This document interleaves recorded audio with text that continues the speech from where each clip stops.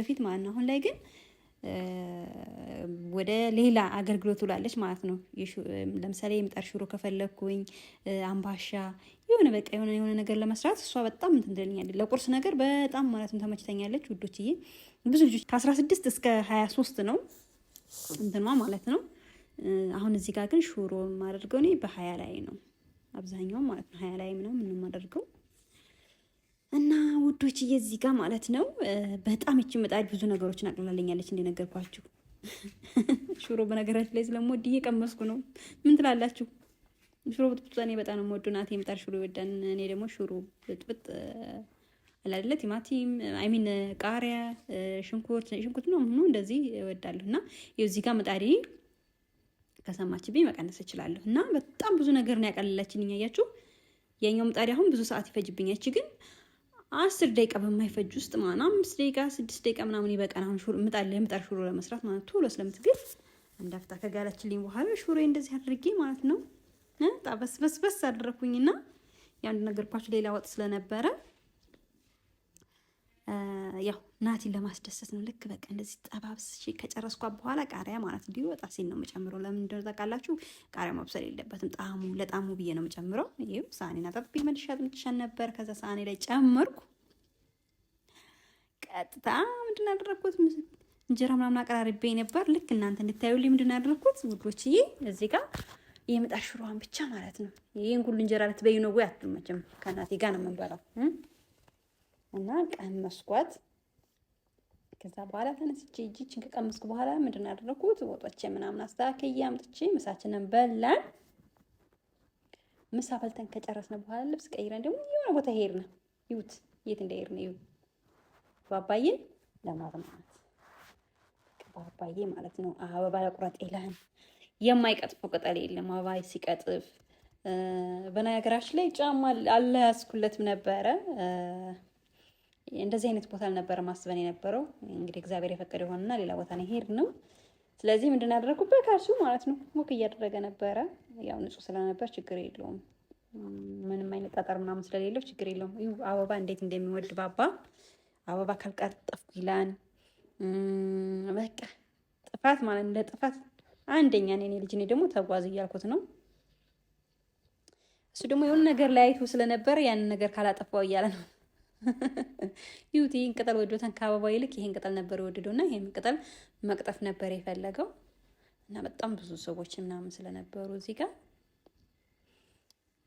ያው እኔ ልጅን ለማጫወት የትም ቦታ ቢሆን ማለት ነው ችግር የለብኝም። ማንንም ምንም አልፈላም ከልጄ ጋር ከሆንኩ ማለት ነው። በጣም ብዙ ሰዎች ነበሩ ምናምን ባባዬ ማለት ነው። ቁጭ ብዬ እኔ እሱ እንደፈለገ እንዲሆን ማለት ነው። በእግሩ ምን እንደሚያደርግ በእጁ አልቀጠፈው ሲል በእግሩ እግሩን አንስቶ ይጭናል። በእግሩ የሚቀጥፍ ይመስል ማለት ነው። ከዛ ምን አደረኩ እኔ በቃ አበባ እየቀጠፍኩ ሁሉ መስጠት ጀመርኩኝ ማለት ነው። አንዳንድ ጊዜ ልጆቻችሁ እስኪ እናቶች ማለት ነው ልጆቻችሁን እንዴት ነው በቃ ማጫወት ምናምን ምንም ጥፋት ቢያጠፉ እኮ ማለት ነው የምር ምንም አይመስላችሁም። እናትነት በጣም ለካ ከባድ ነው። እናታችሁን የምትወዷት የምታከብሯት በቃ ብዙ ነገሮችን የምታስቡለት ስትወልዱ ነው። ማርያምን እዩ ባባዬ አሁን በቃ ትግሉ ይውላችሁ በእግሩ የሚቆረጥ መስሎታል ማለት ነው። እና እዚህ ጋር እየታገለ ነበረ። ያው ብድ አልነበረም ኮፍያው ምናምን አወለኩለት። በእግሩ ነበር አበባውን ሲረግጥ የነበረው ማለት ነው።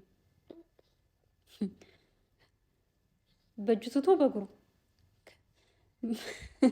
ደግሞ እኮ የሚገርመኝ ነገር ማለት ነው መንጠላጠል ሲወድ በቃ ልክ እኛ ልጆች እያለን ማለት ነው የሆነች ጓደኛዬና አብሮ አደግ ጓደኛ ነበረች እና ዛፍ ላይ ምናምን መንጠላጠል በጣም ነበር የምንወደው። እሱም እንደዛው አንዲት ህፃን ልጅ ደግሞ ወደው ልትሞት አብረን ካልሆን እያለች ማለት ነው። በጣም ነው የገረመችኝ እግዚአብሔር። እሱ ግን ቸክ አላደረጋትም። እሷ በቃ ከሱ ጋር ማለት ነው። እናትየዋ ደግሞ ብዙም አልፈለገችም መሰለኝ ተያት ብላ ትሻላለችም። ልጅቷ በቃ ከሱ ጋር መሆን ትፈልጋለች። ባባዬ ደግሞ ቸክ አላደረጋትም።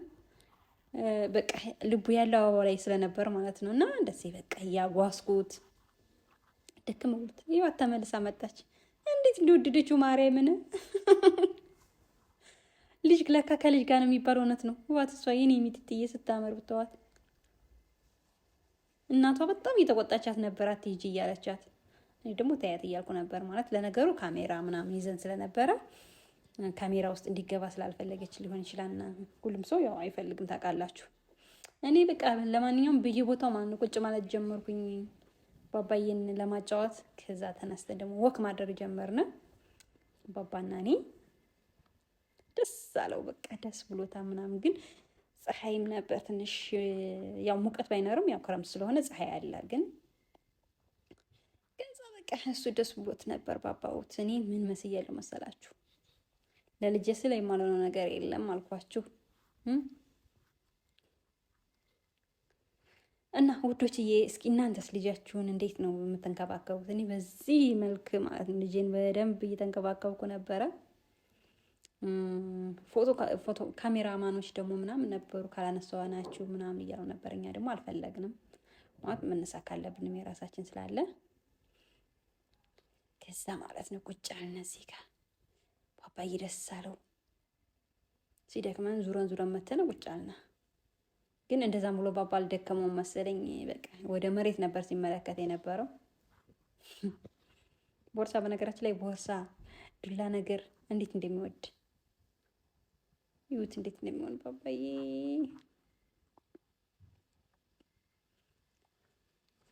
ከዛ ደግሞ አሁንም ደግሞ አልበቃንም፣ ተነሳንና ወደ ሳር ቦታ ቁጭ አደረኩት። ይሁት እንዴት ደስ እንዳለው እንዴት እንደሚንደፋቸው። የምር ግን እኮ እናትነት ከባድ ነው ለተማሪ። ምንም